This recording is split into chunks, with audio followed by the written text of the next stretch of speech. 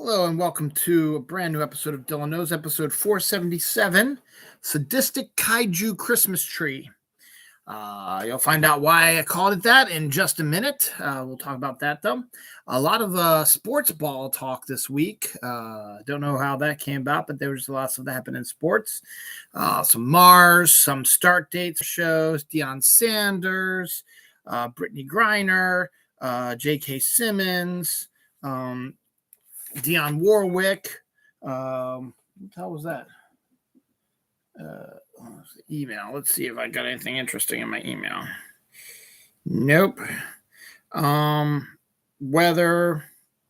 What else we got here going on? Old Bay sugar cookies, anniversaries, death, new studios, new season of Fortnite. One, two. Only 3 full pages. That's interesting. And a bunch more stuff. So we got some good things rolling through here. So thank you for joining us.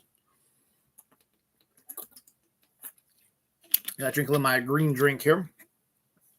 So, how the hell are you today? It is Saturday, December 10th, which is only going to be for another 8 minutes. It'll be Sunday, December 11th. So that means it is going to be my daughter's birthday eve. Her birthday's on the 12th. So that'll be interesting to take care. She wants to go to Cheesecake Factory in Towson, so we're going to take her there for that, for her birthday. So that'll be a lot of fun.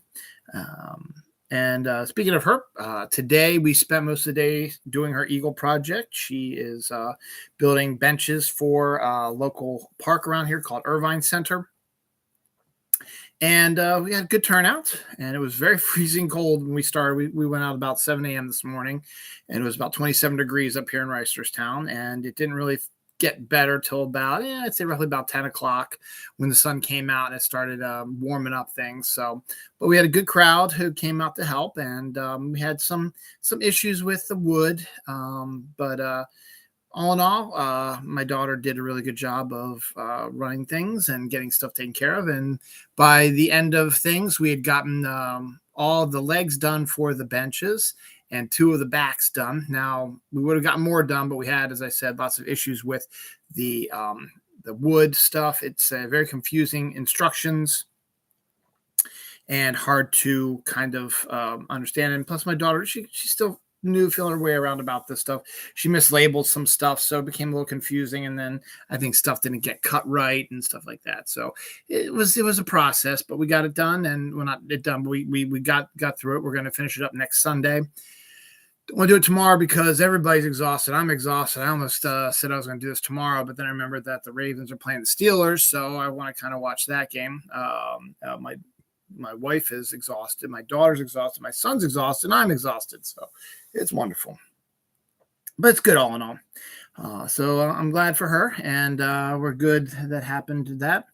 My mom, she had her first chemo on Monday. She said she did not have any bad reactions to it up until yesterday. And even then, I don't know if it was exactly that. So she felt fine after her first bout of chemo. And then she got injected with some white blood cells the next day. And she felt a little dizzy after that. But she felt okay till yesterday, Friday, when she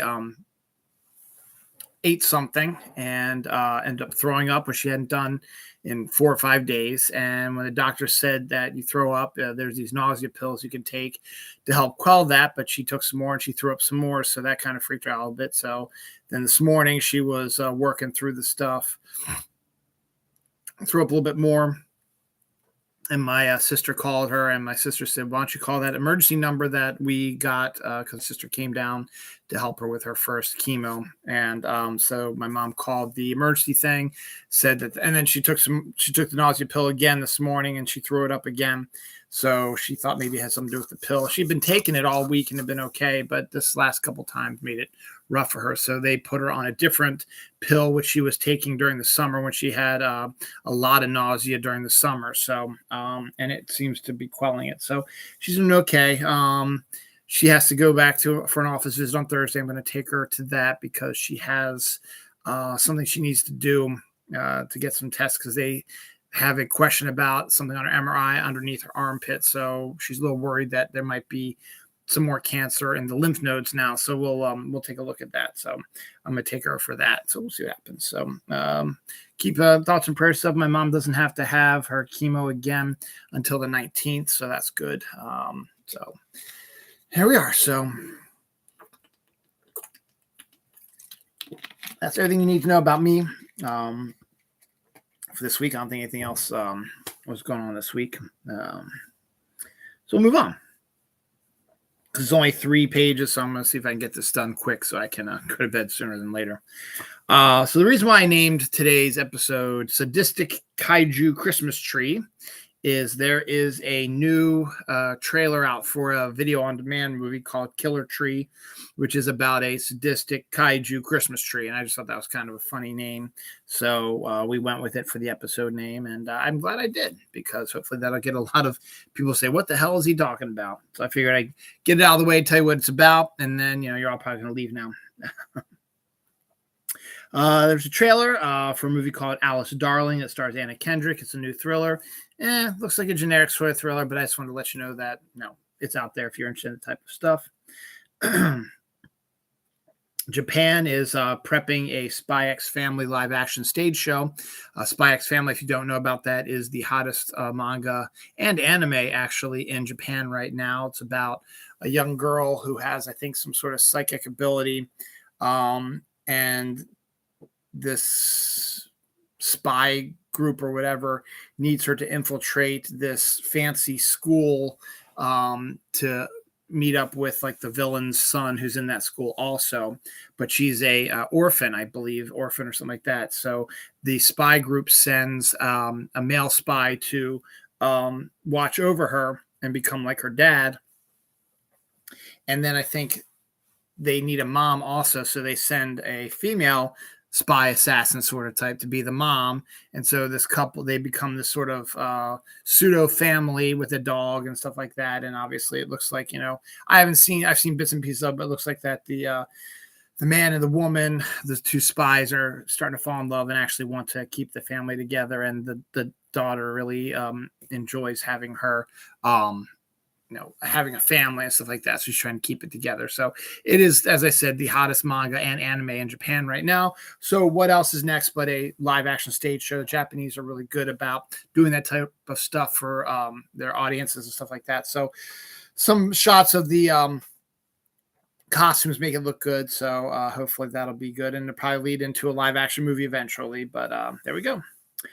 Speaking of movies, Joker 2 for Liadu has started production. They released a behind-the-scenes shot, probably one of the first shots that they took or did for the film of Joaquin Phoenix's Joker character getting a shave. That's it. Someone shaving he's like on his back, and it's like black and white, and he's got the white shaving cream on, and someone shaving him. So I don't know what that's about. We won't find out till probably next year. Maybe not even that. I would assume probably they start filming now, so we might be able to see it by October of next year. So I believe that's when it came out. Yeah. Because remember, it came out on my anniversary, I think, and I took the day off to watch it in the movie theater. And I went to visit my wife at work, surprise her with an early anniversary sort of thing, took her to lunch. So that was fun. Doctor Who got a big update here. Series 14 with the new Doctor has started production on their new series. And it will be 8 episodes, which is shorter than usual, but there's a reasoning for it because they're setting up something. They're trying to just get things all together because over the last few years, I'm sure I'm looking anything out. Over the last few years, new Doctor Who material has been few and far between due to schedules and all kinds of stuff like that. And now with Russell T Davies back, he really wants to jump in there with full bore, but he's got a lot of other stuff on his plate. So he's got to get through the 60th anniversary specials. He did 4 of those and then get into series 14. So only do like sort of 8 episodes of those.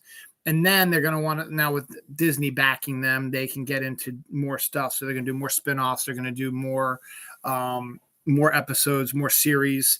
And Russell T Davies says there's going to be less downtime than there has been, but they need to just get all their ducks in a row to make sure that they got that covered. So that's why there's only going to be 8 episodes in this first season instead of the typical 13 episodes that it usually is. So, there's a reasoning for it. And Russell T. Davies also said that after about 4 or 5 years, we are finally going to be getting the Christmas specials back, which was a big deal to do in England. Apparently the big thing to do in England for the last 60 years has been at Christmas when they do a Doctor Who Christmas special. They air it right at midday, 4 o'clock, and everybody has had Christmas dinner, open their presents already, so they all sit down and they watch the Doctor Who special. It happens. So,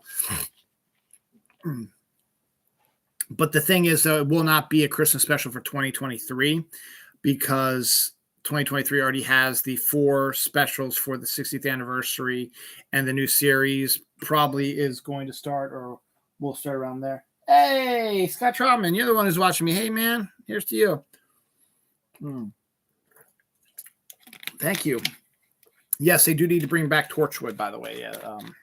Scott Troutman, one of my regulars, just tweeted me and said that. So absolutely, I agree with that. They do need to bring Torchwood. And actually, you know what, Scott? I think I saw somewhere that there is kind of a spinoff, but I don't think it's with Captain Jack, though. I think they're doing one of the other characters as having sort of a sort of spinoff thing, I guess, to try to get things back on track. I'm not sure. But with Disney taking them over, Russell T. Davies has said there are going to be more spinoffs and more Doctor Who content. So Torchwood would obviously fit into that situation. So there's very real possibility that there are going to be more Captain Jack adventures in Torchwood as well. So we'll find out.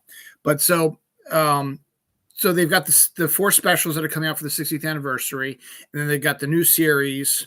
So it's probably not going to be a Christmas one in 2023, because remember, the new Doctor Who stuff isn't coming out till November of 2023, because that's going to be their actual 60th anniversary. So there's going to be no Doctor Who content from when the last one came out, which was a month or so ago, until next November. So, but that's sort of just how Russell T. Davies wants to sort of get ahead of the game, so that way they will have a more current, up-to-date, more material, so that they can just run it like that. And so you'll see it almost weekly, but definitely not with the huge gaps in between stuff. So that's really cool. So I'm going to try to, since next year is the 20th anniversary of my daughter, I believe would really kind of like the show. And my wife and I sort of stopped watching it right after Tenet for whatever reason. We just never got back into it. And I want to, because I've been following what's been going on with all the doctors since then. And I kind of want to see where all that stuff was headed. So we're probably going to start back on Doctor Who at the beginning of the year to try to get caught up in time for the specials in November, because I really want to see the new Doctor and his companion. I'm really excited about that. And with Russell T. Davies back as well. So that should be really cool. So Doctor Who material, yay. Pokemon, Ash Ketchum has officially become the world's greatest Pokemon master. And that happened in the last episode of the anime. And now they were doing a follow-up epilogue to it, where Ash has a homecoming. He hasn't been back to Pallet Town since probably he left. So he's coming back now as a champion. So we get a chance to catch up with everybody back in Pallet Town. So that's either out and out and about right now, or will be coming out here soon. These last couple days, in the next few days, Mars is at its closest approach to Earth, and it will not be this close again for another 2 or so years. But if you want, there's almost a full moon out. I don't think it's a total full moon yet, but there's a full moon out now. If your skies are clear, mine's starting to cloud up, so we're going to start getting some rain here soon. But I saw some over the last few days. The moon has been getting brighter in the sky, and there's also been a very, very big bright red star, which is not really a star, it's a planet, it's Mars. And it's exactly where all the astronomers said the stuff was. So I took a picture of it with the iPhone, which isn't great, but you get a pretty good idea of what it is. So it's still there. If you have clear skies, just head out and look out your doorway and look up towards near the moon. It's going to be near the moon. The moon's going to be right here, and Mars is going to be sort of up here a little bit. They did eclipse each other a couple days ago, so that's kind of cool. So I guess that was the full moon, and maybe it's dropping now. I'm not exactly sure. I just don't think the full moon has happened yet, but you know what? God damn it. Great content here, Scott. Right. I'm going to check and see if the full moon has happened yet. So, full moon December 2022. It was December 7th. So yeah, it was on Wednesday. So it is it's waning right now. Okay. So there we go. So yeah, so that was when Mars and the moon sort of eclipsed each other. So that's kind of cool though. So very cool. There it is, close to Earth. The first batch of sports ball news. Deion Sanders, a Hall of Famer, who has made Jackson State a low-level college group be the creme de la creme of college right now, has decided to move on to bigger and better things where the money is. He has agreed to take over as head coach of Colorado, which used to be University of Colorado's football team, which used to be kind of a powerhouse. I think they won a national championship back in the early part of this century, and they've been terrible since and has been nothing. Deion has come in and they threw a lot of money at him, and he is doing what he's supposed to do. He's a Hall of Fame NFL quarterback and player, and a well-liked TV analyst. And now he's a well-loved coach because as soon as he agreed to coach Colorado, the sales of merchandise and tickets went through the roof, was times 3,000. So they're going to sell at all their games and their merch is going to go crazy. And Deion went and sat down with the players around the team now. And this is kind of a dick move, but at the same time, it makes sense. It's an alpha move. He says that if you guys, you might want to head towards the portal, which is a transfer thing that they call now, where they can transfer to other schools without any issues to play football for other programs. Even after playing for a couple of years with another school, you can go to another school after that and play with them if you prefer. And so he's suggesting that most of the players on the Colorado team should go ahead and do that, because he's going to be bringing in a whole bunch of his people from Jackson State. He's getting a bunch of people from Jackson State, including his son, who's the quarterback for Jackson State, is going to now be the quarterback for Colorado. And to be fair, he was a damn good quarterback for a low-level college team. Led them to an undefeated season. So he's pretty good. So we'll see how he can play against the big dogs up once he gets to Colorado. But then at the same time, knowing that they'll be playing for Coach Deion Sanders, former NFL player, Hall of Famer, and also there's also talk that Mike Zimmer, who is a former head coach of the NFL and also a pretty good defensive coordinator, might be coming in as Deion's defensive coordinator for Colorado. So that's going to be even bigger draw for defensive people. So people are going to, the big stars, the big college recruits are not going to want to maybe go to the Alabamas, which everybody's been going to, whatever, the Ohio States or the Michigans. Colorado's now a player with Deion being the coach. So they're thinking, okay, we're going to get, a lot of exposure because it is Deion Sanders. We're going to be coached by a Hall of Fame NFL player who is one of the most famous people in the whole world.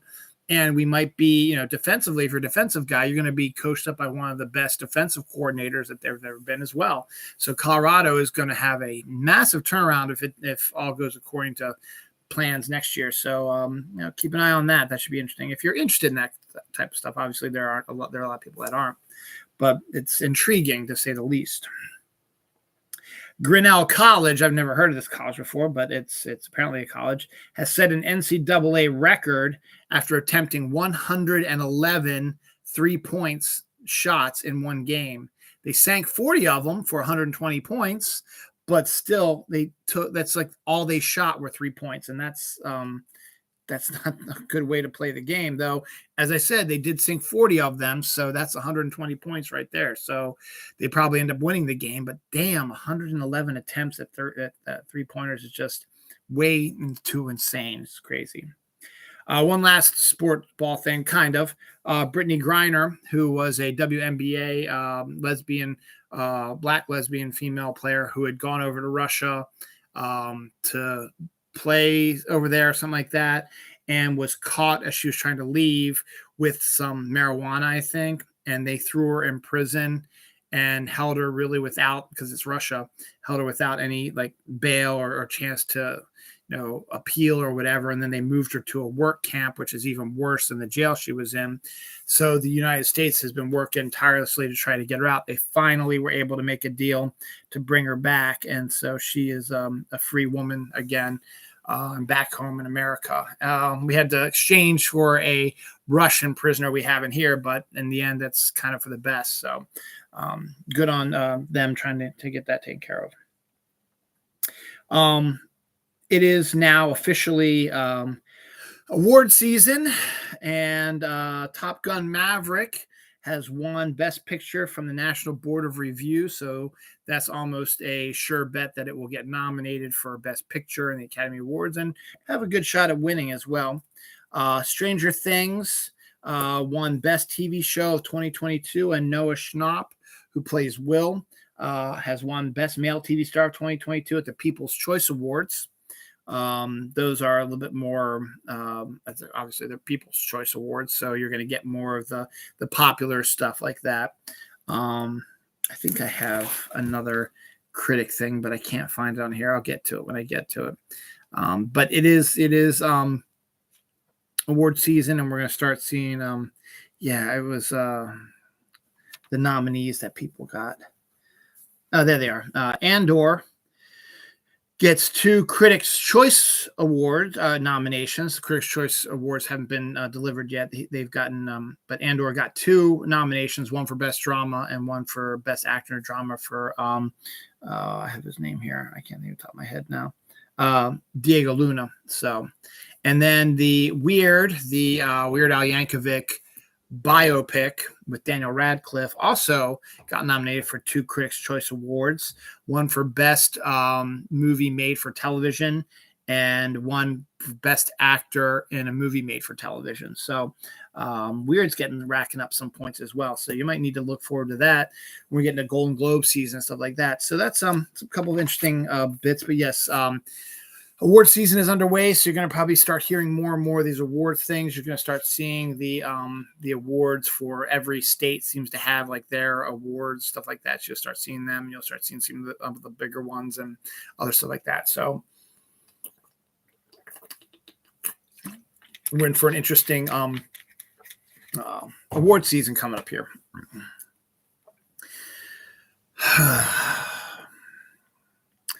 Now, one of the possible movies that could make some noise in the awards coming up is going to be released, I believe it's this week, actually, coming up. Avatar 2, The Way of Water.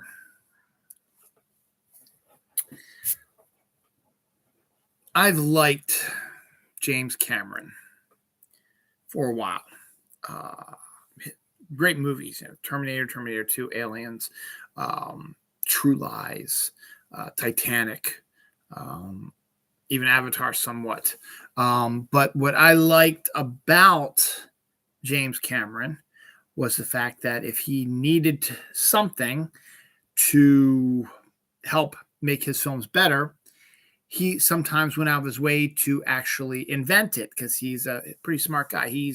And once he started doing research on Titanic, he sort of became obsessed with underwater archaeology, I guess you can call it that, stuff like that. So he actually created and built an underwater submersible for a person that can withstand more pressure than has ever been available before. And he put his money where his mouth is. He was so sure that it was going to work just fine that he put himself in there. He said, "I'll drive it."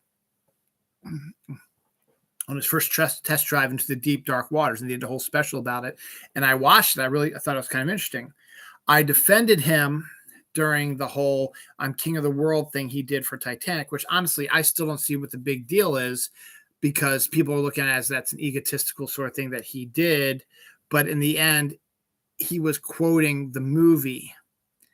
And yes, you win an Oscar for Best Director, Best Picture, you're gonna feel like you're king of the world. And they won 13 awards, something like that.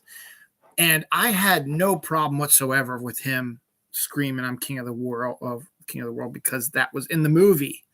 But everybody seemed to have issues with that. And then he got an Avatar, which is really when things started to get me a little pissed off. First of all, he screwed over Avatar: The Last Airbender by forcing them to have to change the names of a bunch of their episodes. And like The Way of the Water, and this he's still doing it. The Way of the Water was going to be the name of like a Avatar thing, and they've had to change it as well. And there's a few things I saw where he had to change some things too. And then with Avatar coming out, he became the highest grossing picture of all time, beating his own movie Titanic. So, Titanic had been up there for a long time, and then Avatar came along and beat it. So he had the top 2 movies of all time, box office wise. And the main reason for me is because of the 3D. He only showed it in 3D, and at that time 3D was still kind of new, and it sort of set off this 3D renaissance that came about. And 3D tickets, because the camera is a little different and the film is a little different, cost a lot more. So your box office is going to be embiggened, as it were. So normally, instead of paying like matinee prices, like, I don't know, $10 for a movie, and then like 15 for an evening show, let's just go 20 to round it off. I don't think it's that much, like 15 regular prices. For 3D, a matinee would be like $20, and a regular one would be like $30 per ticket, something like that. So, of course you're going to make a ton of money that way.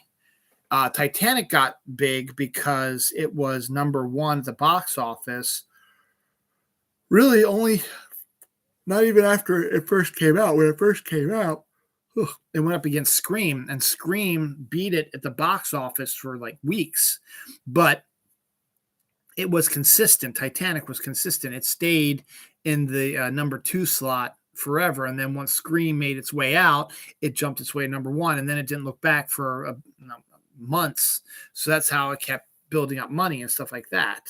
So that's how that made money and became big. So then he took a hiatus because he wanted to make the sequel to Avatar, but the technology was not available to do what he wanted to do. So he had to wait to see how progress was made, and maybe even try it himself. And so he sort of disappeared a little bit. That was during this time where I think he built that submersible that was able to withstand the heavy pressure of the deep. So he was doing something. He wasn't doing like movie stuff. And then he announced that he was going to do like 5 or 6 sequels, maybe even 7. There's like going to be like 5 more Avatar movies that he wants to tell, and he's already started working on them and stuff like that. So it's like, okay, seems a bit of an overkill because the movie itself is really not that good if you think about it. It's just a lazy rewrite of Dances with Wolves for the most part, and that's back. And I believe that back when I was still liking what James Cameron was doing. I didn't see it in the movie theater because it didn't interest me. It looked kind of dull and boring, to be honest. And then I finally saw it on DVD, and I was bored out of my freaking mind. I was like, okay, this is okay. The effects are neat, but the story is lame. It is absolutely awful. And I hated it. So I was just like, okay, whatever. And then he's saying he's going to make all these sequels. I was like, great. Well, by that time, the Marvel MCU had been in full gear, and they were doing a great job. And I love the MCU stuff. So I was excited about that. And then they start making more and more money because they're hugely popular. And then Endgame surpassed Avatar as the number 1 movie box office wise in the world. And he might have done a very congratulations sort of thing, but he was seething inside because someone actually beat him. He had the top 2 spots, and now he didn't even have the top 2 spots because Marvel's movies were making tons more money. So I think Titanic's now like 7th or 8th now. And Avatar was sticking around, but you've had like the Black Panthers, and even Star Wars was jumped in there, and The Force Awakens really sort of blew the barn doors open on that as well. So it's not just Marvel, but it's sort of, mostly Marvel. So he was pissed when Endgame beat it. So, when Endgame won, he did this whole thing. Oh, congratulations for beating Avatar, blah, blah, being number 1 film. And then he started making these little snide remarks and interviews, stuff like that about the movie and stuff like that. And they said, you know what? I am going to re-release the movie because I think I've got the sequel coming up in a few years, so I want people to kind of remember it. So he re-released the movie, and it didn't do great at the box office. It did okay, but it made enough money that it pushed it past Endgame. So he had the number one film box office of all time because he couldn't stand someone else beating him. And then more Marvel movies keep coming out, and they were starting making more and more money. So he started looking in the future as like they could still surpass me at some time. So he decided to, when they finally Way of the Water was complete and knew it was coming out in December, he's like, let's re-release it one more time, a regular Avatar, like in September, and made a little bit more money. So he has a little bit of a cushion now that's going to be a little bit harder for Marvel to bypass or any other movie to bypass for number one picture. And now he's up there all by himself. Ha ha ha! I'm the greatest thing in the whole world.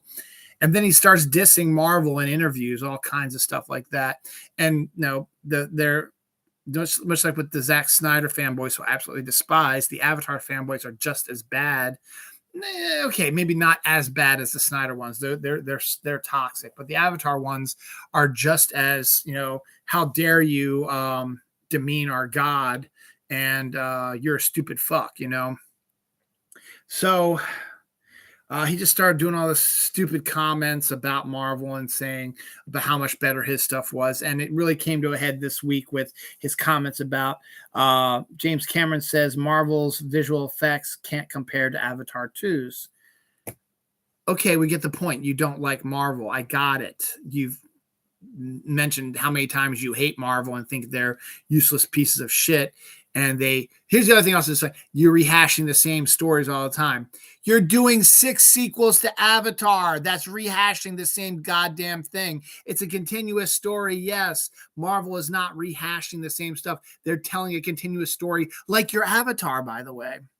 And was this you, Scott, who told me this also? No, this was, I think it was, so I made a comment about how much I hated, what Cameron said. Let's see if I can find it.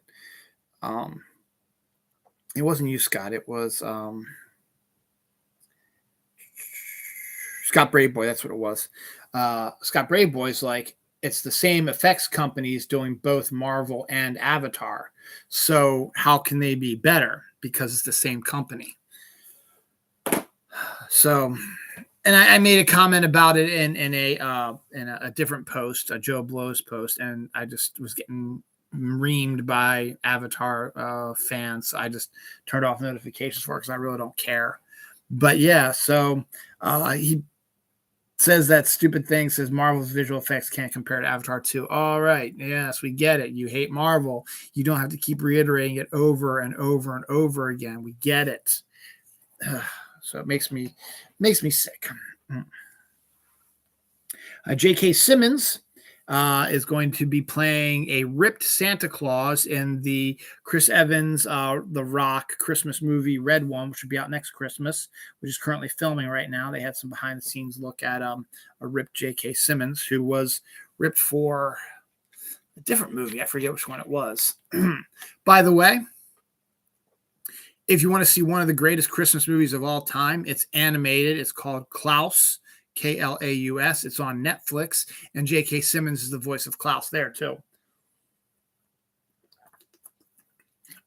If you have not seen Klaus, you need to run, don't walk, and click on Netflix, and they'll have it up because they've got their Christmas stuff up. It was top when I went to check out Netflix earlier this week to finish up Wednesday. It was the first thing that popped up, so I'm definitely going to watch that again in the season, and I recommend everybody should as well. So J.K. Simmons knows his way around Santa Claus, which is good. Army-Navy game was this weekend. Here's some more sports ball stuff. I have a lot of Navy relatives in my family. Naval Academy is in Annapolis, Maryland, which is about 40 minutes from here, maybe 35 minutes from here. So it's a Maryland institution, so we cheer for Navy over Army. And my cousin's brother, my cousin, and my cousin and his sister, my other cousin's husband, were both Naval Academy graduates.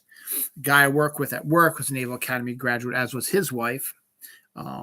So and I think my grandfather was as well, I believe. So we have Navy in our blood. So the Army Navy game is a classic that I haven't been watching the last few years because Navy's been really, really awful the last few years. They used to be dominating Army, but now it seems to be the opposite.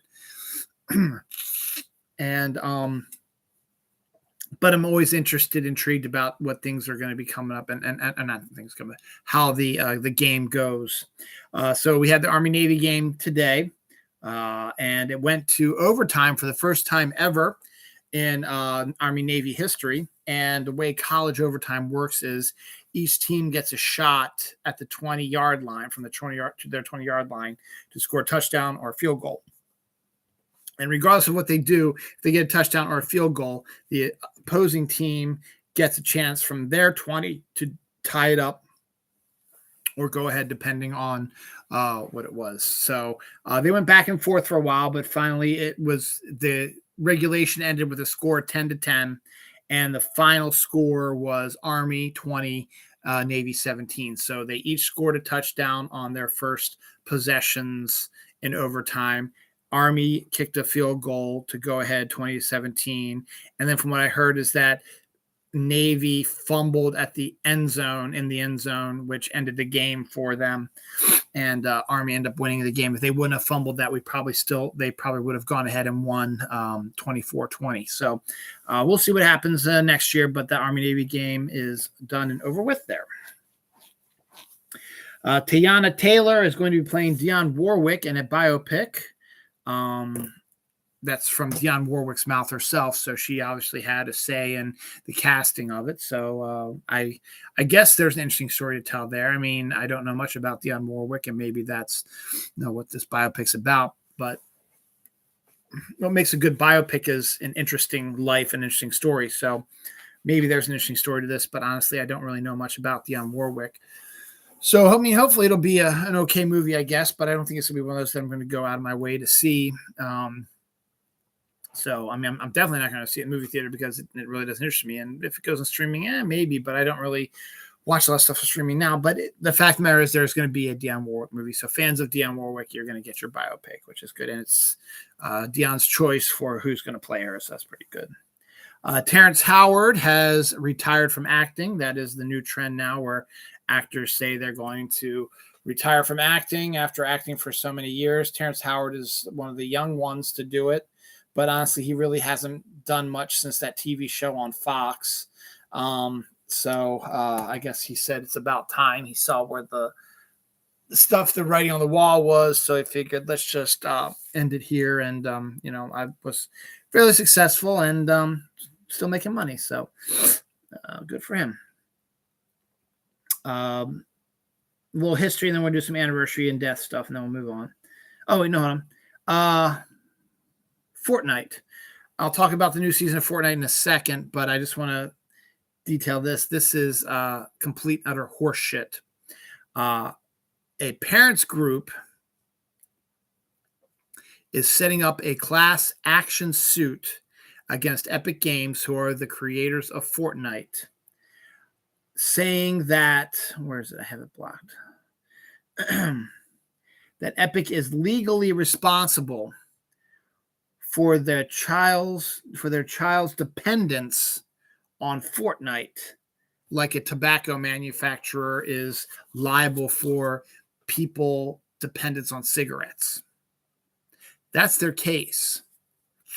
They say that Epic Games has made such a great addictive game, addictive being the key word, that these parents can't get their kids off of the game, and it's causing them harm, and it's causing them to fail in their studies and not do very well and be antisocial and blah, blah, blah, blah, blah. That's horse shit. Come on, people. Parent your goddamn kids.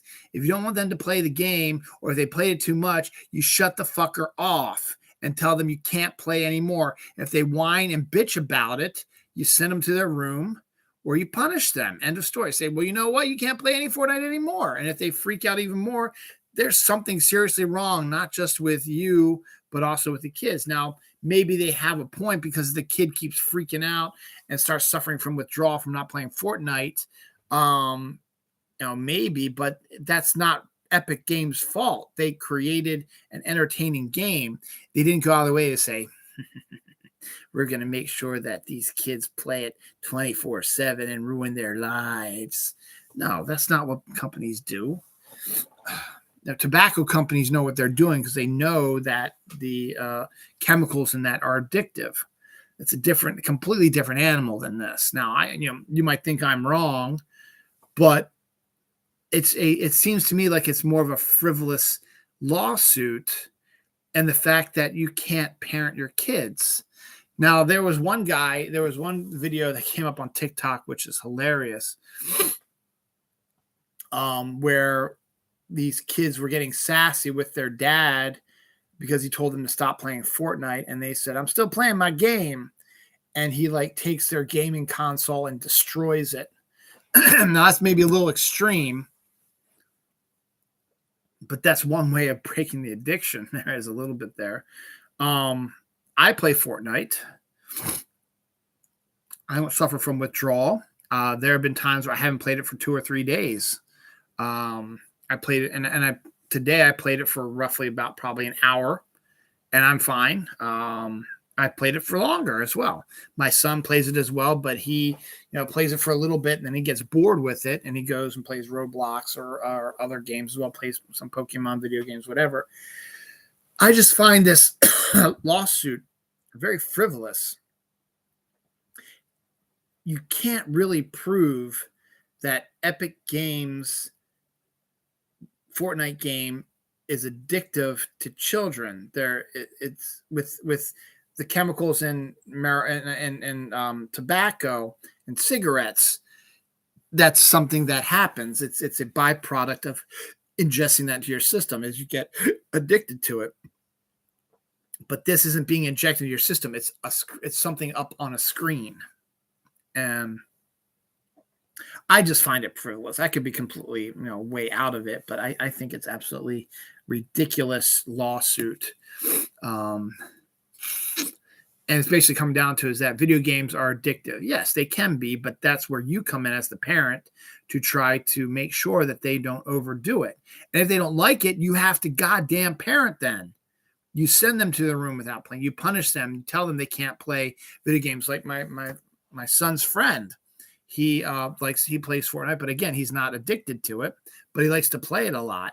But when he doesn't do well in school or he gets in trouble or something like that, his dad takes his controllers and hides them. Kid tries to find them. He doesn't know where they are. He hides them till they feel that, he's, suffered enough or he's been punished enough, and then they give it back to him.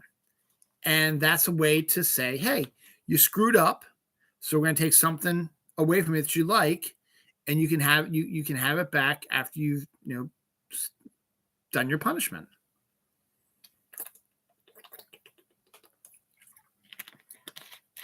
Seems pretty cut and dry. If you don't want your kids to play, you take it away from them. If they freak out, you handle it. That's what parents do. Going from Fortnite to history, a Nile shipwreck a shipwreck in the Nile, I should say, has been discovered, which proves the ancient Egyptian Herodotus was not lying about Egyptian boats. Apparently, he's written his writing, stuff like that, talks about the massive boats, stuff like that was in Egypt, like way in the old days of Egypt when the pyramids were being built, stuff like that. And people didn't know for sure if that was real or they were translating it or not doing it right or whatever. But this proves that there were ships around that time because they dated it and it's around the time of Herodotus. So pretty interesting. Some deaths this week. The big one this week is Kirstie Alley passed away from cancer. She played Rebecca on Cheers after Shelley Long left. and it was hard for her to replace a popular character, but she did it well and ended up doing more seasons on Cheers than Shelley Long did. And she also won an Emmy for her portrayal of Rebecca. She was also in some movies. She played the iconic role of Saavik, Spock's, for the most part, Spock's lover, on Star Trek. I think only in one movie. I think it was Star Trek 2, maybe 3, but I think she was only in Star Trek 2. I'm not exactly sure which one because Saavik has been played by a million different actresses. So let's see which one did Kirstie Alley play it in. Kirstie Alley. Don't worry, I have more to say about Kirstie Alley. I'm going to get there. I just want to movies and shows. There we go. She was in Wrath of Khan. Okay, she was in Wrath of Khan. She was also in one of my favorite comedies, Summer School. She was also in the TV show Veronica's Closet. I knew all this. I'm just looking at some of the other stuff she was in.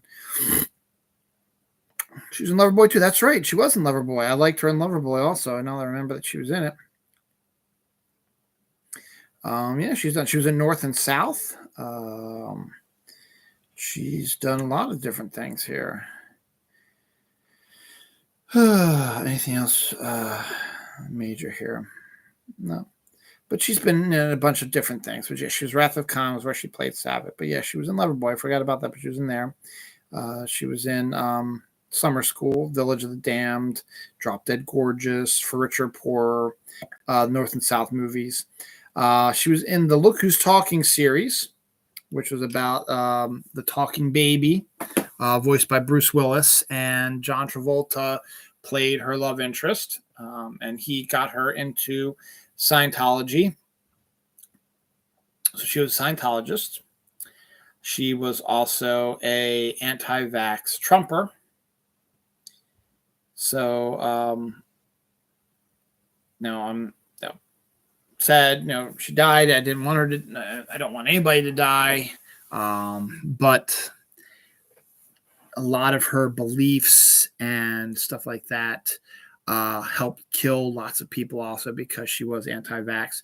And one of those people was my cousin who died of COVID. So while, it's sad that someone passed away, sometimes you got to just try to justify being upset that someone passed away or not being upset that someone passed away. And in this case, I'm sad she died, but at the same time, I'm just like, okay. So that sounds awful. I'm a horrible, awful person. Helen Slayton Hughes, who played Ethel Beavers on Parks and Rec, she died this week as well. Vera Baum, who played the grandma, but was the grandma of Grandpa's Cheese Barn, which I guess is a local restaurant somewhere nearby. She died, but Grandpa, who was the guy who ran it, and her husband, he died 2 days earlier than her. So they must have been together for a long time. I mean, there's precedent for that. My grandparents died within 6 months of each other. So sometimes it's just like you can't live without, your partner. So, if one of them dies, you die shortly afterwards. It's not always the case, obviously, but sometimes it is. Gary Friedkin, who was on Happy Days and Return of the Jedi, he was an actor on those, died at the age of 70. He apparently played an Ewok in Return of the Jedi, so I guess he was a little person, I guess.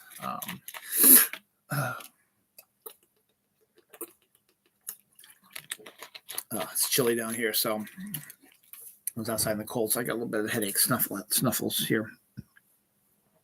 George Newell, the Schoolhouse Rock co-creator, died at the age of 88 this week.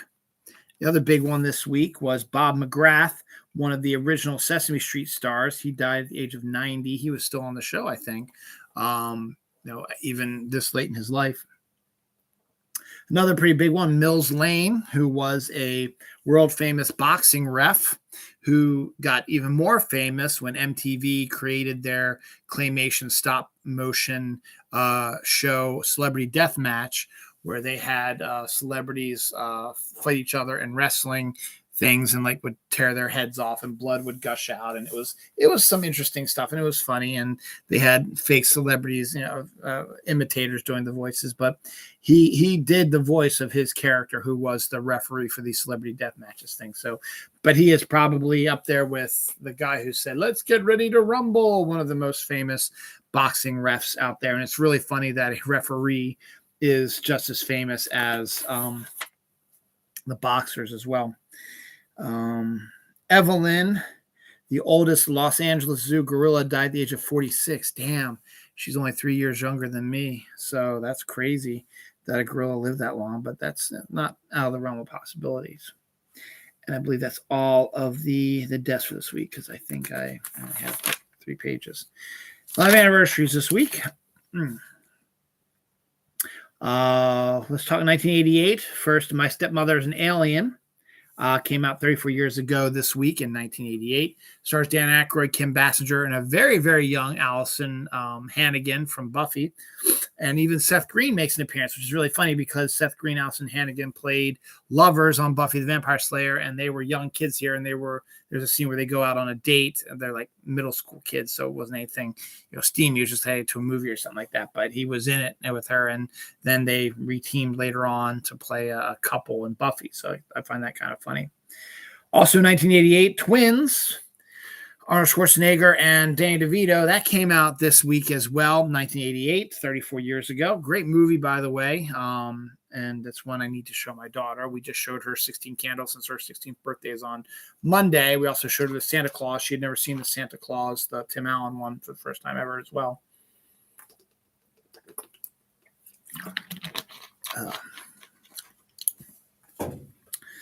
The Green Mile is 23 years old this week. That's the Frank Darabont, Tom Hanks, Stephen King adaptation. Wayne's World 2, not as good as the regular Wayne's World, came out in 1993, 29 years ago this week. Had Kim Basinger in it as well. Damn, it's cold down here. All right, next up. So I'm done that page. So we're going to move on here. Office Christmas Party with Jason Bateman and Jennifer Aniston came out 6 years ago this week.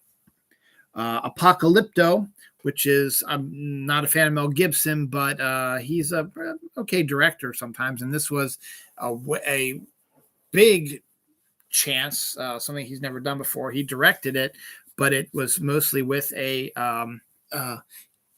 Mexican cast playing people from the what's those old civilizations down there, the Aztecs and stuff like that. So it's kind of interesting. Stephen King is getting more love for this week. Christine, the Killer Car, came out this week in 1983. One of my favorite Tim Burton movies.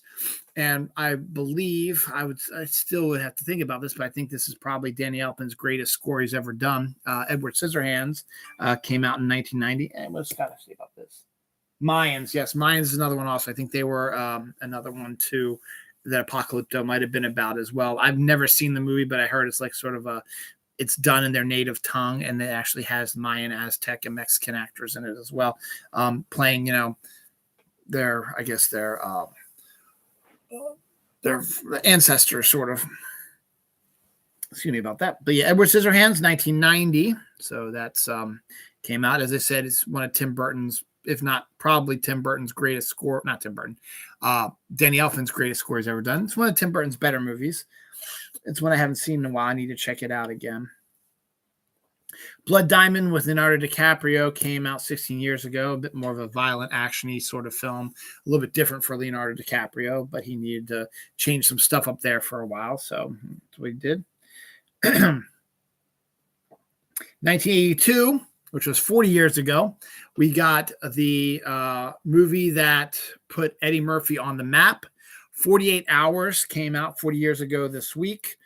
And believe it or not, the film that sort of cemented Eddie Murphy as a huge star, Beverly Hills Cop, came out 38 years ago this week as well. So we got a couple of big Eddie Murphy things that sort of cemented him as a huge leading man and a hugely popular star in the 1980s with those two films right after each other almost for the most part. Black Swan, the Natalie Portman, Mila Kunis film, came out 12 years ago this week. I think Darren Aronofsky directed that, I believe. 1980, we got three historical things, one not so great, and a couple of movies. First, the movies. The Flash Gordon original film came out in 1980 this week. Popeye with Robin Williams and Shelley Duvall and Paul Dooley is and Ray Walston's in there as well, is one of the absolute best musicals ever based on the cartoon Popeye. It is an outstanding musical. If you've not seen Popeye, I highly recommend it. Robin Williams sings. Shelley Duvall is great as Olive Oil. She's like perfectly cast as Olive Oil. Paul Dooley is perfectly cast as the guy who used the hamburgers. I forget his name anyway. And then Robin Williams as Popeye was great as well. And just a phenomenal cast, great music, and a great set, actually. And Robert Altman actually directed that. So that's kind of interesting. Now, the sad part, John Lennon was killed this week in 1980. So those three sort of all happened within about a week of each other. So kind of sad about that. Still hits hard for some people. Ocean's 11, the remake with George Clooney, Brad Pitt, Matt Damon, Andy Garcia, Julia Roberts. There's a whole bunch of people in there. That came out this week, 21 years ago. Wimpy, that's the name of the hamburger eating guy from Popeye that Paul Dooley played. Another historical event, the 50th anniversary of the last moon mission until the manned moon mission, moonwalking manned mission Apollo 17 was this week. It launched this week 50 years ago. They didn't quite get to walk on the moon until about 4 or 5 days later, but it did launch this week on its 50th anniversary.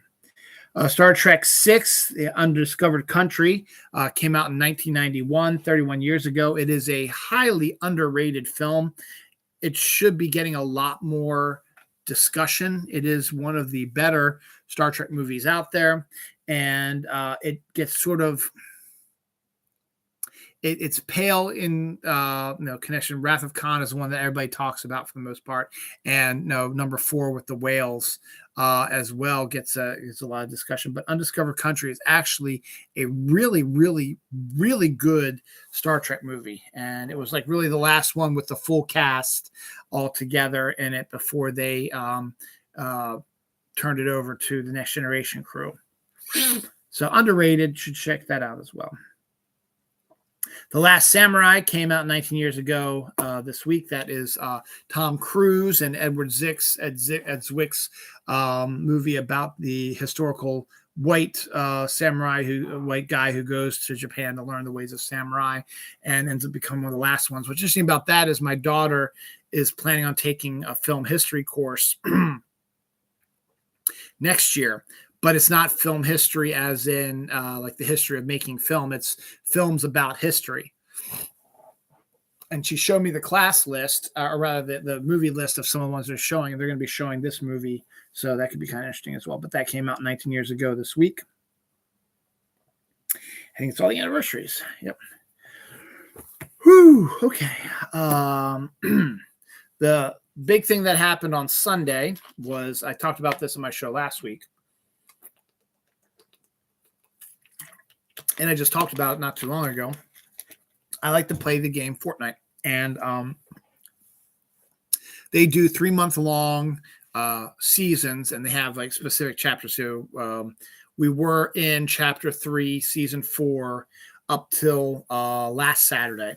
And then we had the finale live event where everything changes. And then there's downtime from the time the live event ends, which was about 5 o'clock on Saturday till about 5 a.m. on Sunday. And then they released Chapter 4, Season 1, with a new map, new characters, new weaponry, and new all kinds of new stuff, new storyline, and so on and so forth. And I must say, this season so far has been a lot better. I was not very happy with Chapter 3, any of the seasons really, 1, 2, 3, or 4. I was not really happy with any of those. So far, I really like Chapter 4, Season 1. It's a different map. It has a more medieval sort of feel to it. So lots of castles and wooden stuff, but there's still cars and motorbikes, which is a new thing that they haven't had before. Motorbikes, and they have these giant hammers that you can smash and go flying with. They've got ice biomes now, and also ice where you step on it and you actually slide like you're on ice and stuff like that. The graphics have gotten a huge upgrade, so it looks gorgeous. I mean, it is stunning to see how this game has changed between chapters. And there's also more of a effects that are more realistic, like you can blow up buildings and you can burn buildings down, stuff like that. And before then, they just sort of, when you burned a building down, they just sort of were on fire, and you could hear the fire crackling, and then it just sort of, and then it was all charred. Now, if you set fire to something and you watch it, you start hearing as the wood is falling and hitting the ground. So it's actually like if your house is on fire and you hear the floors and the woods and the walls all falling, you hear that when you set fire to stuff now. So that's kind of cool. But the graphics themselves are outstanding. The water, the sound effects is different. I think the grass has different sound effects than pavement, has different sound effects than snow, running on snow and stuff like that. And as I said, the physics of going on ice, you have trouble actually running on ice. You can feel it in your controller. It's hard to control the person running on ice. And if you slide, you go really, really fast on the ice, which is really cool. You can create snowballs to throw at people now. So it's really, really good. And we get a new battle pass and new stuff coming up. My Hero Academia is going to be the manga crossover. We've had a Dragon Ball Z and a Naruto one, so now we're going to have a My Hero Academia one. The Witcher is the secret skin that's going to have its own quest line that we have to go to get the costume. So the Witcher from the TV show on Netflix is going to be our special skin there. The Hulk has already made his appearance in the shop. Haven't bought him yet. Still may or may not. I'm up in the air about that. And YouTube phenom Mr. Beast is also going to get an icon skin as well. So, and that's going to happen around the Christmas event, which is going to be coming up here in a couple weeks. And supposedly, because what Mr. Beast does, he gives away things. He's going to give away V-Bucks, which is the currency to buy skins and stuff like that during the holiday season to every player on Fortnite. So, it'll be kind of interesting, really. So we'll see what happens. So far, I'm liking this season. It's a little bit more difficult. The weapons are not as good as past season ones have been, but the effects themselves are really making it look really, really good. So good on that. Good on them. Reginald Hudlin, I told you, is working a Christmas movie with Eddie Murphy for Netflix, I believe, for Amazon. And it's called Candy Cane Lane, and we know absolutely nothing about it. It will not be out till next year. But the one thing we did find out is that Reginald Hudlin will be opening a virtual production studio called Stage 15, which is a fully, as I said, virtual production stage, which is kind of how The Mandalorian and Obi-Wan and Boba Fett were all sort of filmed. They weren't really filmed with a lot of practical effects, going to the actual locations and filming them. They filmed them in this like big green room, and they put the backgrounds and stuff like that also all around them and stuff like that. So they're going to do something similar to that. So that means that Candy Cane Lane is probably going to be interesting because that's going to be the first movie that's going to come out of this Stage 15. So that could be a very interesting looking film to see how they're going to go with that. We talked about, people being addicted to Fortnite. Well, how about this? A woman addicted to pumpkin spice holds up a Starbucks. Well, if you want your pumpkin spice, it's the best place to go, isn't it? Jackie Chan has confirmed that Rush Hour 4 is in the works.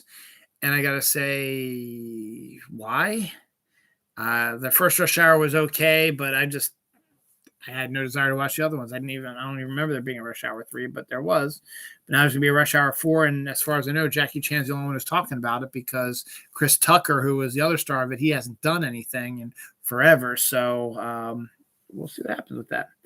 I was just talking about Fortnite. There's another Fortnite thing. An English footballer who unfortunately will no longer be in the World Cup, but an England footballer who is a Fortnite fan, bring a whole PC setup so he could play Fortnite while he was also playing in the World Cup. So when he had his downtime, he was able to play his Fortnite from his hotel room or wherever they were staying. So good on that.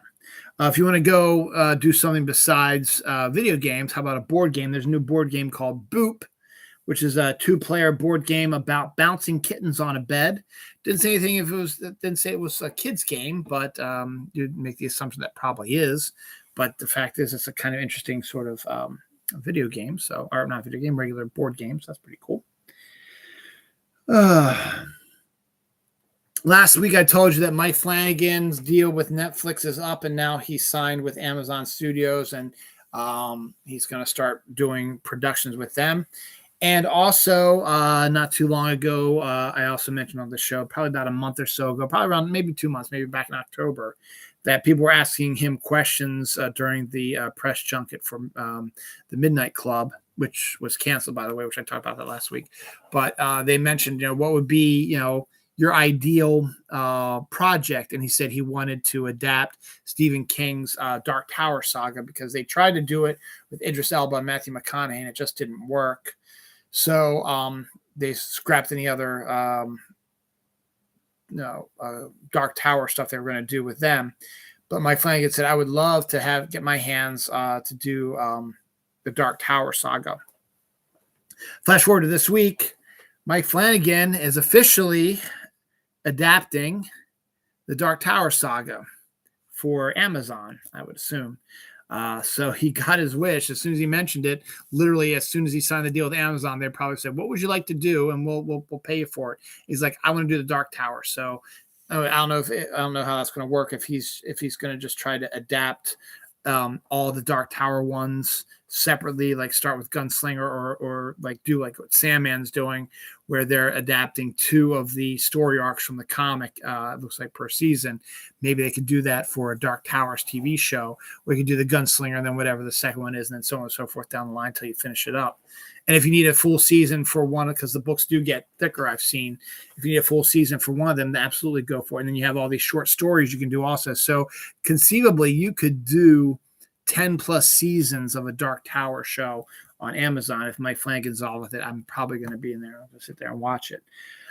I still have not sat down and read the entire Dark Tower saga. I've tried starting it a number of times, and the Gunslinger is just so dull to begin with, kind of, and it's real hard to get into it. Obviously, I've heard from fans it gets better, but there's also a lot to read and a lot to digest, a lot of characters. So maybe one day I'll get back into it. I've already set my sights on what I'm going to do with Stephen King this upcoming year. I'm going to finally read The Talisman that he co-wrote with Peter Straub. And I think Peter Straub died this year, so I kind of want to read it because the Duffer Brothers, who do Stranger Things, their next project is going to be a television show adaptation of The Talisman. And it's a thick-ass book. It's one of his thickest ones up there with It and The Stand. So that my plan is to read that this upcoming year. And there's some other stuff as well, but that's the big one there. Where was that? I don't know. So I click that off. A Mexican town breaks the record for the largest guacamole made ever. So guacamole is awesome. So that's pretty cool. White chocolate strawberry shake M&Ms are a new M&M flavor coming out here real soon. So that should be pretty good. What am I doing here? Some more sports ball stuff. This is more local news. The University of Maryland's women's basketball team has been outstanding for years, and a lot of that is due to the coach Brenda Fries, who's been here forever, and she knows how to win, and she gets key players to come play for her, and they've done really, really well pretty much every year that she's been around. This week, Coach Brenda Fries won her 600th game. Yes, she's won 600 games on a buzzer beater. The last second, their game against Purdue. They got a big game later today, since it's now officially Sunday, against Connecticut, which is another women's basketball powerhouse. So that should be an interesting one to check out. But congratulations to Coach Brenda Fries for her 600th basketball win. Baker Mayfield, who was the quarterback for the Carolina Panthers, well, they waived him this week. And the Rams picked him up off the waiver wire because Matthew Stafford's out for the rest of the season, and they don't really have anybody else who can take his place. So Baker's played in the NFL, and he might have been having a great couple of years, but he still knows how to play. So he got claimed on waivers on Tuesday. The Rams had a Thursday night game, and they brought Baker in to play the Thursday night game. And he took him down the field for a last-minute victory against the Raiders. Comeback victory, actually. They were down by 2 touchdowns in the fourth quarter. They scored twice to take the lead. So, and they end up winning that game. So congratulations to Baker, who's been having a rough couple years here lately. Any other sports ball here real quick. The Minnesota Vikings have announced what they're calling the winter whiteout for their Christmas Eve game. They are expecting everybody who is attending the game to wear white. I think Ohio State does one of those games every year, and it's really kind of a neat sight to see that sort of thing. I think it's all sports ball on this page. Election, the Reese Witherspoon, Matthew Broderick movie that came out back in 1999, I believe, has just announced a surprise sequel that nobody was really expecting to show up on Paramount Plus. Reese Witherspoon will be reprising her role. And the original Election was based on a novel, and there was a sequel novel to the original Election novel, and that's what this movie is going to be. Is going to be a adaptation of the sequel novel. And Reese Witherspoon will be back to play the role that she played in Election. This movie looks absolutely outstanding. The trailer for Netflix's crime thriller film, sort of historical crime thriller sort of film, Pale Blue Eyes, The Pale Blue Eye, I think, trailer.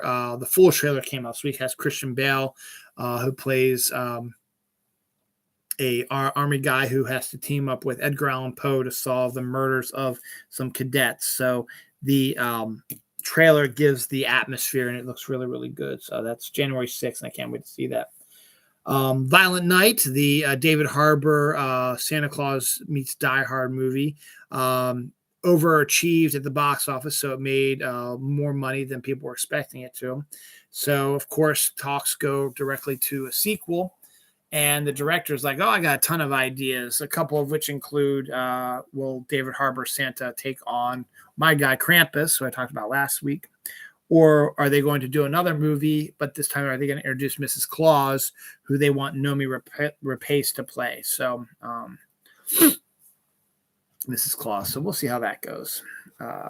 Charlie Cox, as I mentioned last week, has signed on to a Netflix series, but it's not Daredevil because that's on Disney Plus now. But before he does Daredevil, he's releasing the TV show Treason, which is going to be on Netflix, due out on December 26th.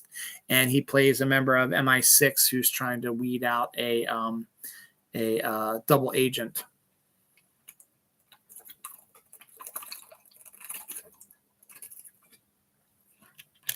sorry, I just want to finish this.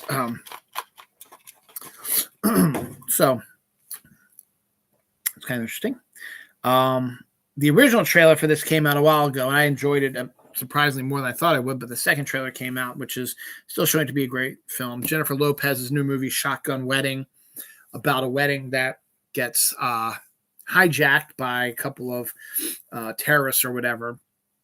And Jennifer Lopez and her soon-to-be husband are the only ones to escape, and they have to come back and save their family members. So it's kind of an action comedy sort of thing. It looks kind of good. So that's coming up here soon.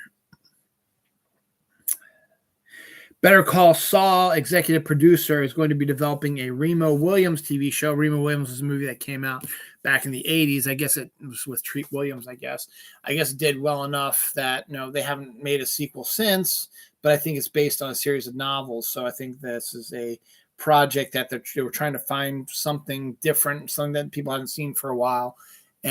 Or maybe the executive producer was just a fan of Remo Williams and said, I want to see it back on the screen. So he came up with his own idea for it. So that'll be coming up, and we'll probably hear more and more about that within the year. So talk about that a little bit more. James Gunn has taken over DC, the movie stuff, and he's already starting to make some changes. Wonder Woman 3 and Man of Steel 2 have been canceled. Excuse me, due to Gunn's new takeover. Doesn't mean that they're not going to be in his new DCU, but just the Zack Snyder versions of the characters are going to disappear, which is absolutely phenomenal. And I saw a headline that made me laugh so hard. They're like, DC fans demand Zack Snyder take over as the DC head after the news of those cancellations. Like, no one is doing that except his toxic fan base. Zack Snyder is a fucking hack who thinks he's better than everybody and cheats to get his way. So, bunch of bullshit there.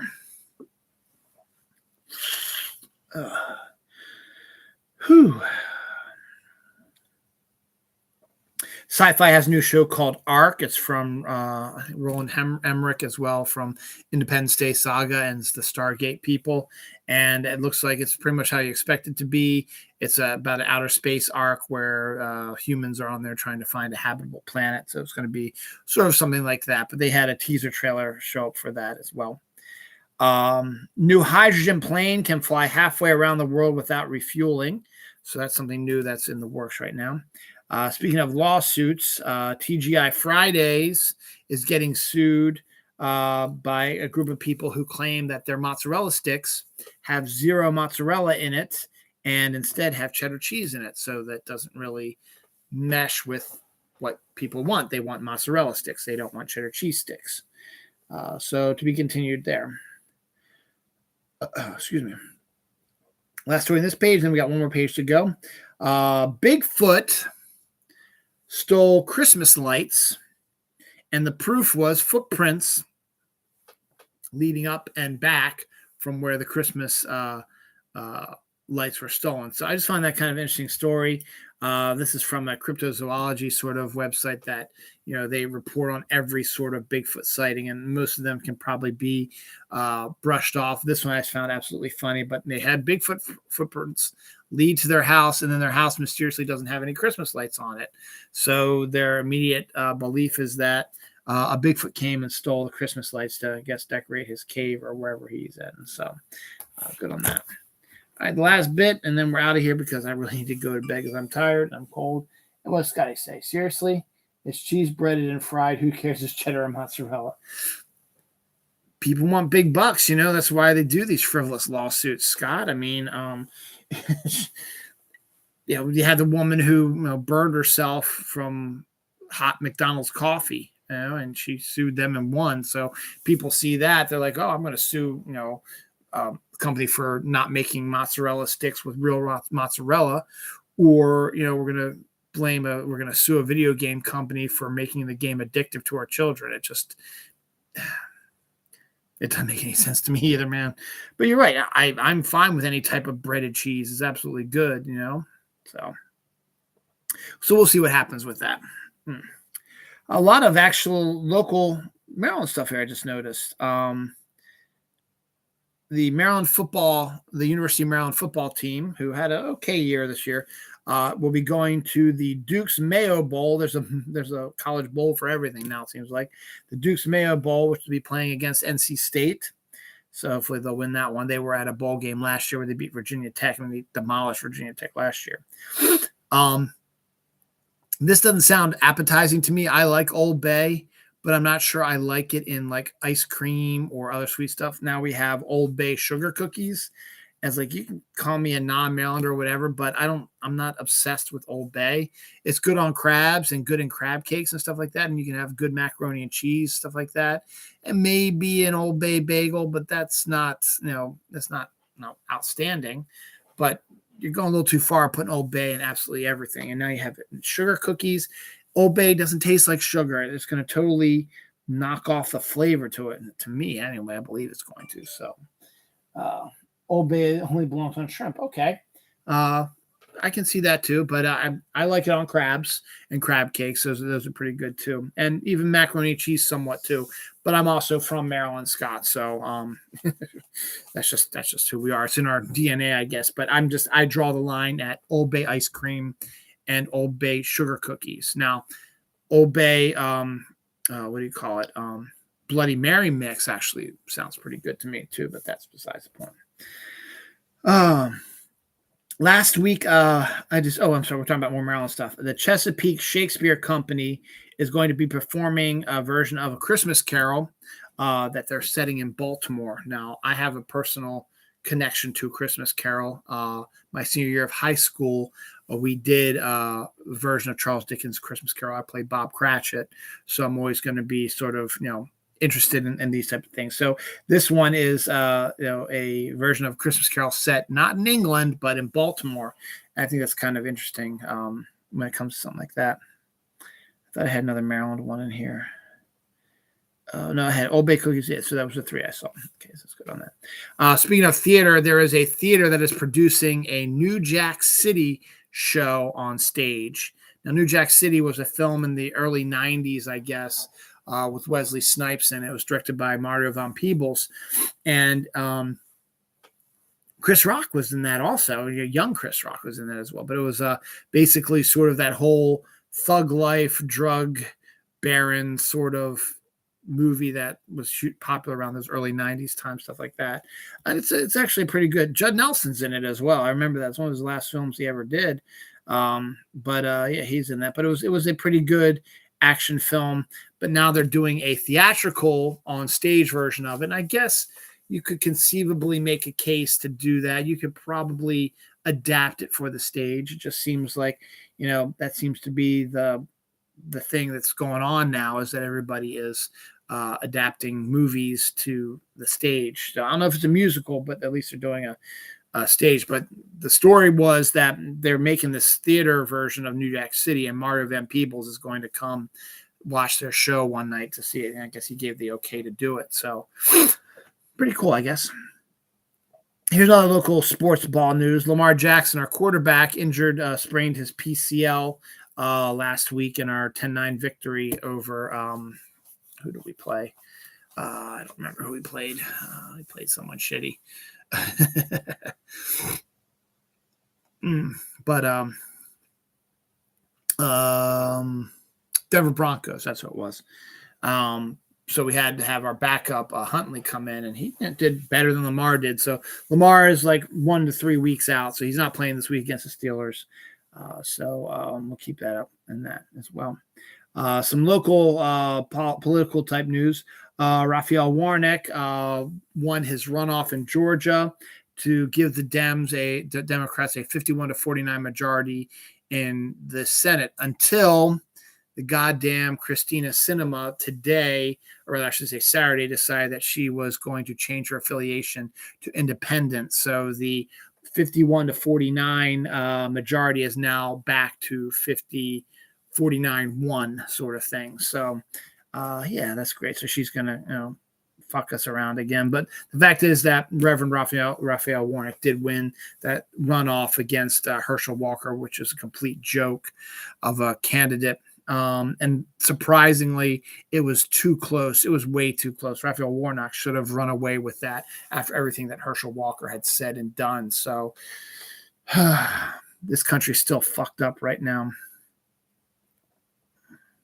That former president, asshole, dick face, shithead, who runs I'm not going to say his name, who runs a criminal organization, officially got labeled as a criminal affiliation. His company was found guilty of criminal tax fraud up in New York State. So hopefully that'll start, bringing things downhill, and we'll start seeing some indictments and stuff like that. I don't expect anything to happen to the fucking guy, but at least something might happen. But it is now known that that organization is officially a criminal organization, and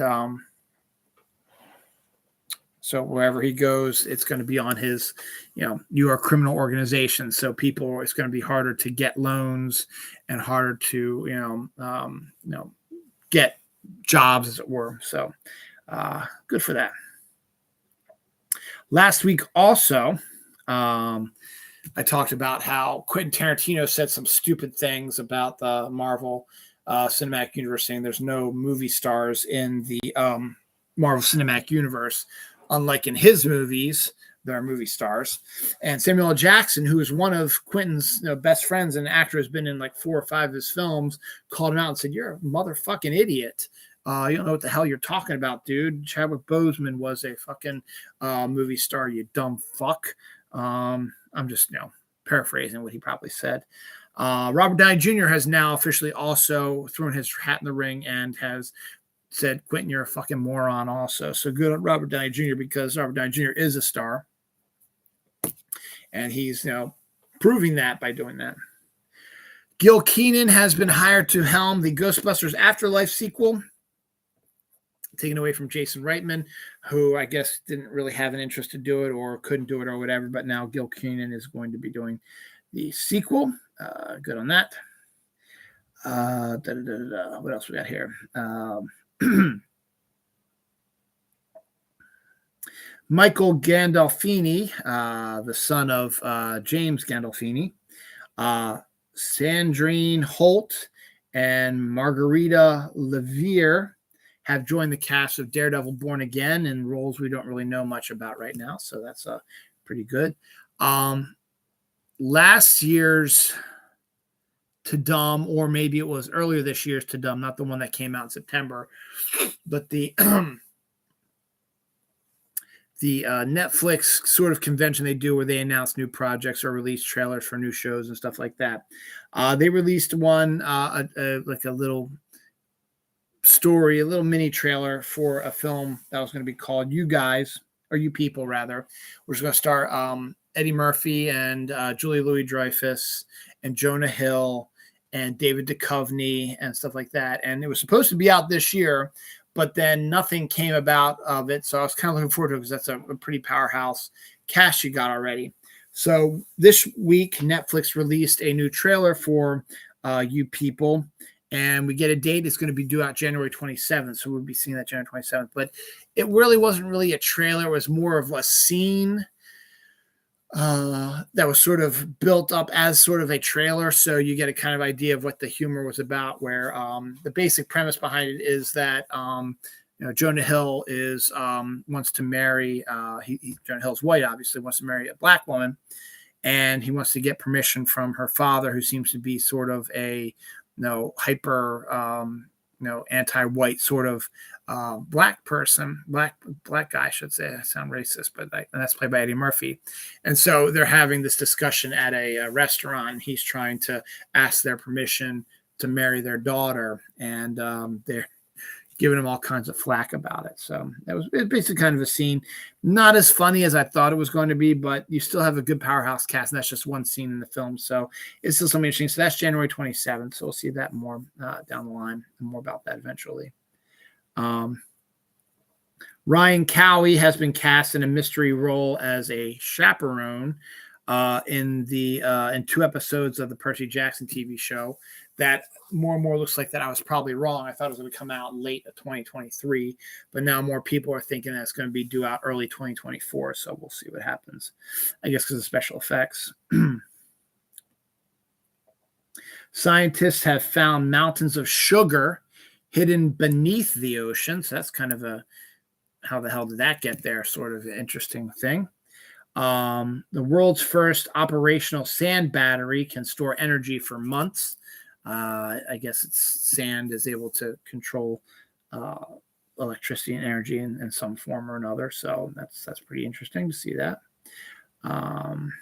Mr. Beast, who I talked about earlier, launches a signature Nerf Pro Gel Fire full auto Nerf gun. So he's running that as well. Alice Cooper held his annual Christmas pudding fundraiser, which raised $1 million for his charity. I just like the idea of Christmas pudding. So that's kind of funny. The Oxford word of the year is goblin mode. And honestly, I have never heard of goblin mode.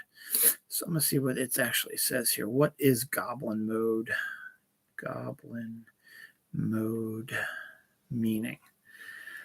Oxford defines goblin mode as a type of behavior which is unapologetically self-indulgent, lazy, slovenly, or greedy, typically in a way that rejects social norms or expectations. So that's what goblin mode is, and that's the word that Oxford picked for the year. And honestly, I had never heard anyone ever use goblin mode until Oxford now says it's the word of the year. I was like, okay, it's technically 2 words of the year, but obviously, okay, don't know what the hell you're talking about, but there we are.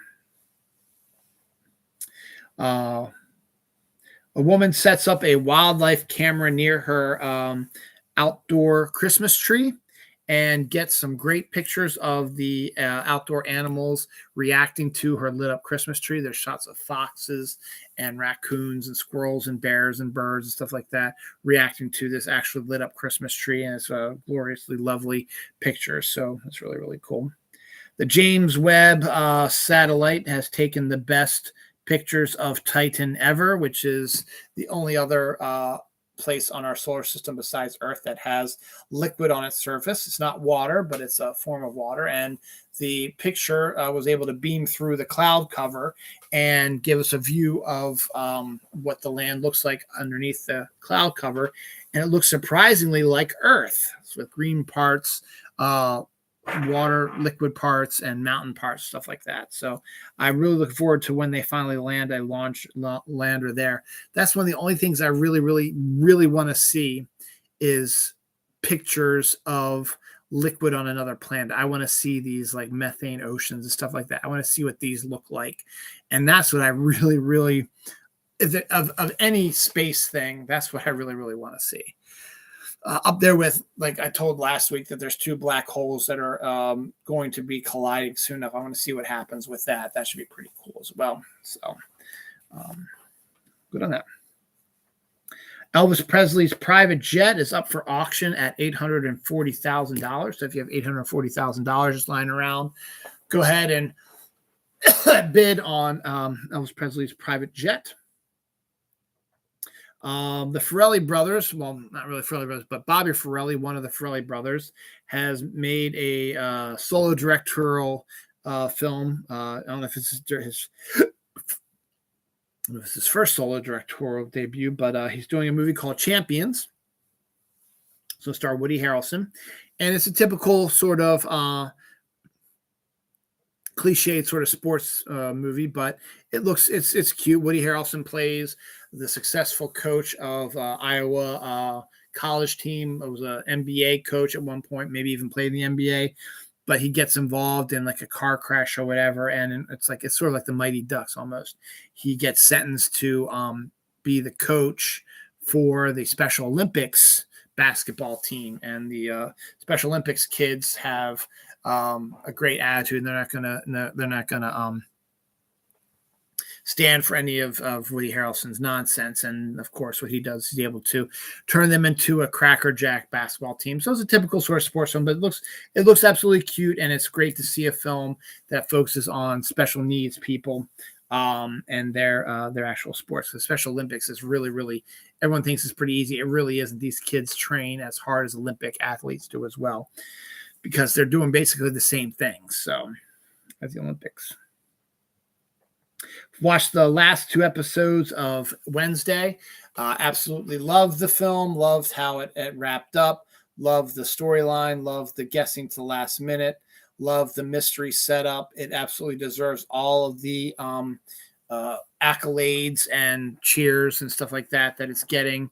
And hopefully it'll get some more love when it comes to critics' acclaim and awards and stuff like that. Don't get suckered in by other websites.